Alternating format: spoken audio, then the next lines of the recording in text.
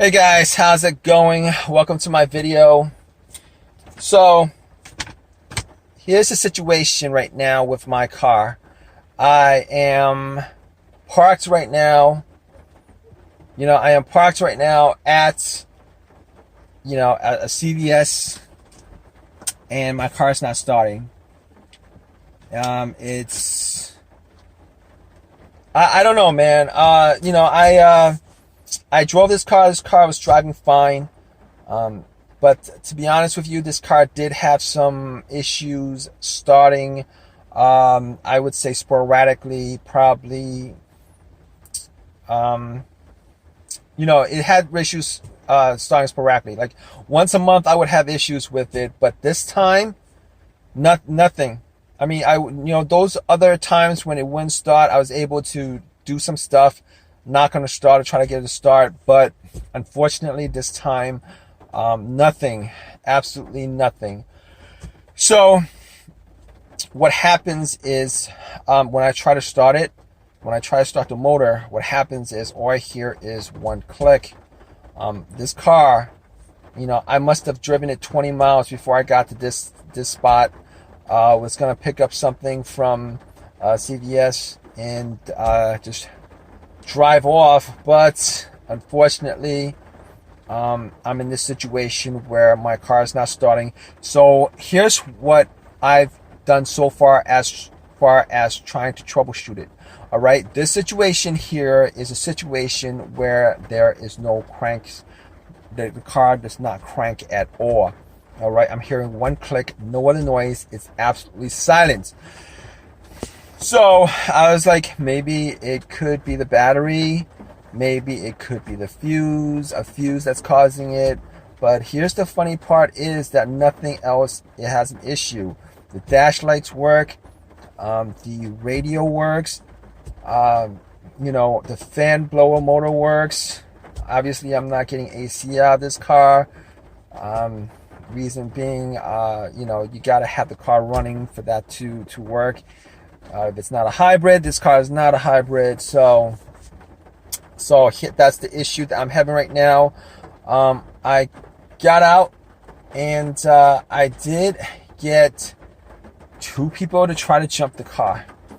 All right. First time didn't work. I thought, well, maybe I'll try another car, see if I could jump it. Try to jump it, same thing happened. Click, click, silence. Every time I try to turn it on, click, click. So obviously at this point I have, I'm getting the feeling that, it's the starter that's the problem. It's not the alternator. I mean, that's always the other thing that people are considering when their car dies. But normally when the car dies and it's the alternator that's the issue, normally that car is running and dies on the road while you're driving it. That's normally the norm. But unfortunately, it's not the case with this situation. My car was running fine. I parked it. It was running fine when I parked it. Got into the pharmacy. Spent about 10 minutes shopping. Got back into my car. Tried to start it. Nothing happened. So what I did was I tried to test out the headlights. See if the beams on the light was weak. It wasn't weak. It was a strong beam. I turned on my high beam. It's strong. Not a problem there. So second thing I did was I tried to check out my fuses. Funny thing is, I do have a fuse tester with me. I do keep a couple of things in my car just for these kinds of situation. I test out all the fuses. All the fuses works without a problem at all. So at that point, I'm pretty sure it's the starter, considering if a fuse goes out, there's a couple of things that would happen or could happen. If a fuse goes out on you, sometimes you would get absolutely nothing on the dash, which means that there is a blown fuse particularly a blown fuse, a main blown fuse. But this is not the case, considering everything lights up. Not a problem. All right, and there's nothing that looks weird or odd. There's nothing that looks weird or odd with the display, with the dash, with the display, with the radio. Nothing at all looks weird. It doesn't look like there's any kind of lights that are out, any kind of, I'm not getting check engine lights, I'm not getting any of that stuff, so not a problem. And it's not cranking. I've had situations where cars, even my car with blown fuse would crank, but it won't start up, it won't turn over. This situation, I'm not getting a crank at all. It's not starting over. I mean, it's not turning over.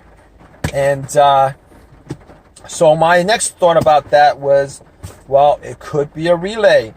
It could be a relay that's causing it. All right. So your next thought on that is, maybe it's the relay that's causing it. So I was like, all right, I did take out the starter relay, see if it was rusty, see if there's any kind of dirt on it, see if there's anything that would keep it from conducting electricity through the through the stems of the relay. It does happen, but in some of these cases where the relays are, in some cases it does happen. But I took the relay out, cleaned the relay, put it back in, nothing. And I was pretty sure it wasn't the relay that was causing it. Reason I was sure that it wasn't the relay that was causing it is this. I actually do hear a click. I do hear a click. So if it was the relay that was causing it, you would not hear that click from the solenoid. You would not hear the click from the solenoid at all. All right, if that's the case. So what happens is, all right, once you try to turn on your car, the electricity goes through the relay goes to the starter, and that would actually start up. Now, if I heard nothing, if I had no clicks whatsoever, no clicks, no sounds whatsoever, it might just be the relay that's causing it. It could be. Rare chance it's the relay that's causing it. But since I was hearing a click, that's actually the solenoid going off. All right. I didn't hear any kind of firing off of the solenoid, but it was at least a click. So I know the solenoid was at least clicking. So at that point, I knew that it probably was not the relay that was causing it. So what I did was, I went out the car and I tried to bump the starter. You guys don't know what that is. It's me, some starters are pretty, it's right there.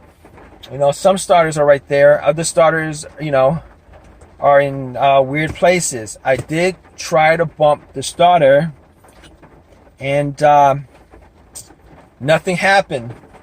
Try to bump the starter. Nothing happened. All right. Nothing happened whatsoever. And unfortunately, it didn't start up. And at that point, I knew it was the starter. And unfortunately, I got to get my car towed. Got to get my car towed and put that starter in. But I think, yeah, that's what I'm going to do, guys. All right. All right, guys. So I did get it towed, and I did get the starter put in. So what do you guys think happened? It was the starter. It was the starter that went out on me. Unfortunate thing is, I bought that starter about a year ago. Probably put in I don't know, at most 25,000 miles on it, and it died out on me within a year. This is a starter I bought from. It's a remanufactured starter. I bought from an auto shop. It's a remanufactured starter. If you guys, I won't actually ever buy a remanufactured anything again, alternator starter, because my alternator that I have on my car, that's like the third alternator I went through within a year and a half. All right, the last two were alternators that I got from an auto parts place, and both were warranted. Both were warranted and 1 year warranty. But here's the thing about it: regardless of whether there's a warranty on it, you guys still, if you're not doing yourself, even if you're doing yourself, you're gonna have to spend time doing it or pay somebody to do it, and that's the part that's expensive. All right, the part itself shouldn't go out on you within a year. Okay, these parts do, unfortunately. So the starter was a remanufactured, rebuilt starter. So I had to go out, had to buy a starter from eBay. Fortunately, there was a junkyard that was selling it that was close to me.